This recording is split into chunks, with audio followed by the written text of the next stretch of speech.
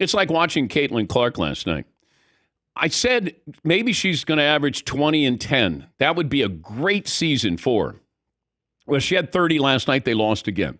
They're not a good team.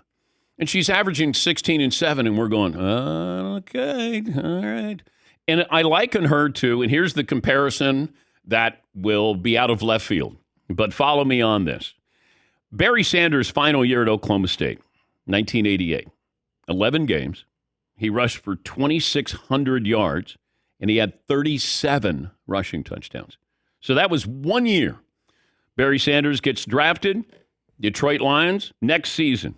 He plays 15 games. He rushes for 1,400 yards, and he has 14 rushing touchdowns. Is that a disappointment? Well, it's just reality. He was unbelievable. He could have rushed for 3,000 yards at Oklahoma State. He had 2,600 yards rushing and 37 rushing touchdowns in 11 games. Gets to the NFL and like, okay, well, that's the reality. Caitlin Clark is dealing with the reality of the WNBA. She's not failing. It's just your expectation. She's not going to average 27 a game. Not anytime soon.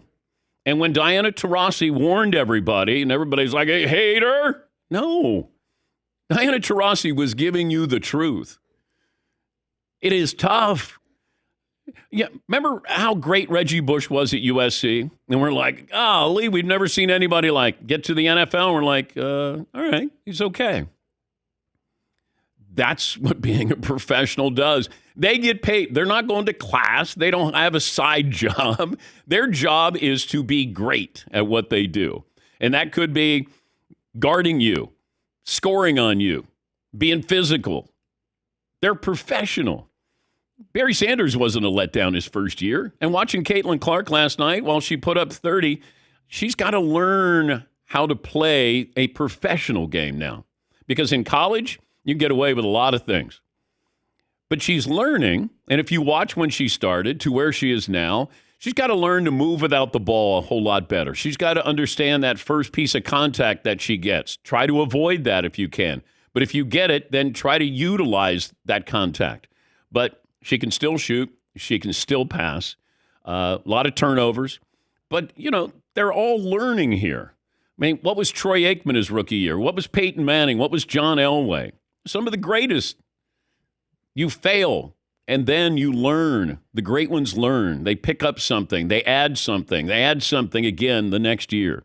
But watching Caitlin Clark, she hasn't failed. She's learning. But I think people look at this like, okay, this is the hype. Let's see what she does in her career. Is she going to be as good as Diana Taurasi? She could only hope to be as good as her. Or some of the legends who played. There's some wonderful players. We're just noticing the WNBA now. At least a lot of people are. Because of Caitlin Clark. She's bringing a lot of power, a lot of attention, a lot of notoriety.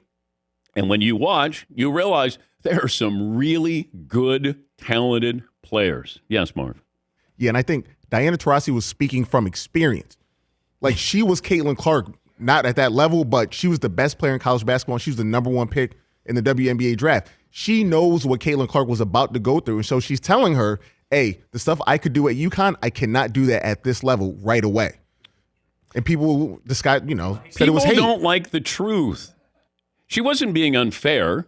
I mean, if you know Diana Taurasi, you've met her, you listen to her, she just tells you the truth. Like, she's not trying to sugarcoat anything. She was being honest. And I think when we get to these expectations, and look, Bronny James is going to face this. He's not as talented as Barry Sanders was in college or Caitlin Clark. But the expectation level has to be modified. Because if not, everybody's going to say the same thing about him. And it's not fair to him. And maybe you don't care. I do, because I look at this and you want somebody to at least have an opportunity, a fair shake. Maybe he's getting more than his fair share of a fair shake because of who he is. But I'm just bracing you for what it's going to be like in the coming weeks when we get ready for the NBA draft. What's LeBron going to do? What are the Lakers going to do? What if Phoenix drafts him? Would LeBron go it's just going to be a jigsaw puzzle, and there's going to be a couple of pieces that are left out. It's going to be a mess. But that's sort of what we've embraced now in today's sports world. Yeah, Paulie. Going back to Diana Taurasi, like you said, she was All-American superstar coming out of UConn. Her rookie year in the WNBA, she averaged 17 points and 4 assists. Very nice numbers, one Rookie of the Year. 2 years later, she was averaging 26. Yeah.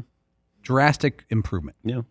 But, I'm watching Caitlin Clark. She's got to get a little bit more physical, bigger. She's got to, because it's a long run. And plus, she's been playing basketball since, September? It's been a run all the way through. And she needs some help. You watch that team. There's a reason why they had the number 1 pick. They're not good. They didn't trade to get the number 1 pick. They earned it. They were terrible. Yes, Marv. I wasn't going to say anything. I was right with you completely. I saw them play, and I was like, woo, I see why. And also, it seems like she's not shooting to try to ingratiate herself, amongst her teammates. Like, you know what? I don't want to shoot 25 times, even though I probably should. Yeah, I said that she would be more of a passer, a facilitator her first year. Learn the game, learn your teammates, earn their trust, and then she's going to have a couple of breakout games. But if you're going in and going, man, she's a disappointment, then you don't really follow sports because it's a journey. It's not, I got a referendum on this player after 3 games, 5 games, 10 games. Hopefully she's playing a long time.